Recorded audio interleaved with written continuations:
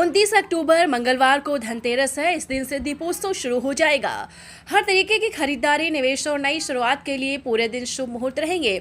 इस दिन तिपुष्कर योग बन रहा है। मान्यता है कि इस योग में किए गए कामों का 3 गुना फल मिलता है। शाम को धन्वंतरी, कुबेर और लक्ष्मी की पूजा होती है।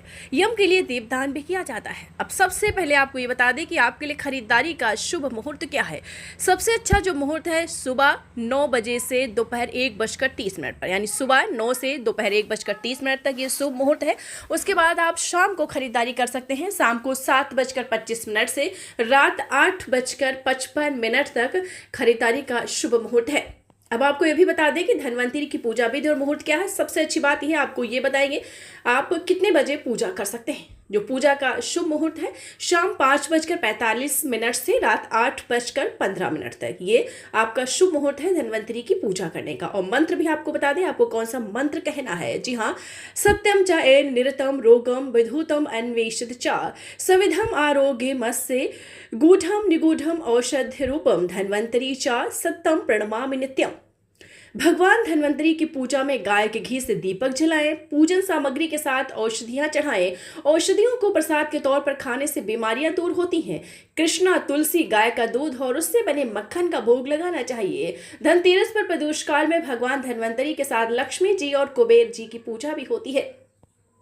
यम के लिए दीपदान आपका विधि जो मुहूर्त क्या है, दीपदान का मुहूर्त है शाम 5:45 से रात 8:15 तक।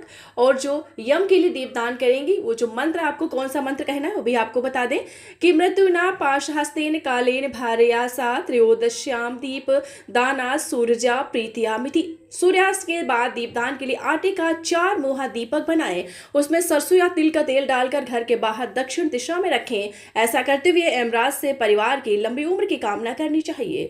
धनतेरस पर यम के लिए दीपदान करने से परिवार में बीमारी नहीं आती है, अकाल मृत्यु का डर भी नहीं रहता है, ऐसा स्कंद पुराण में लिखा हुआ है।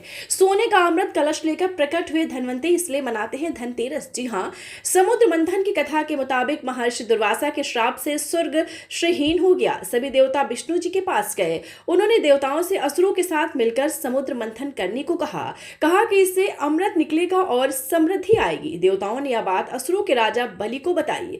तब राक्षस भी मंथन के लिए राजी हो गए। इस मंथन से लक्ष्मी, चंद्रमा और अप्सराओं के बाद धन्वंतरी स्वर्ण कलश में अमृत लेकर निकले थे। धन्वंतरी त्रयोदशी की अमृत कलश के साथ निकले थे, यानी समुद्र मंथन का फल इसी दिन मिला, इसलिए दिवाली का उत्सव यहीं से शुरू हुआ। धनतेरस पर बर्तन खरीदने की परंपरा भी यहीं से शुरू हुई। धन्वंतरी को आयुर्वेद का जनक कहा गया है। विष्णु पुराण में निरोगी काया को ही सबसे बड़ा धन माना गया है। धन्वंतरी त्रयोदशी के दिन ही अमृत कलश लेकर प्रकट हुए थे, इसलिए इसे धन त्रयोदशी या धनतेरस कहते हैं। वे सोने के कलश के साथ आए थे, इसलिए इस दिन बर्तन और सोना चांदी खरीदने की परंपरा शुरू हुई।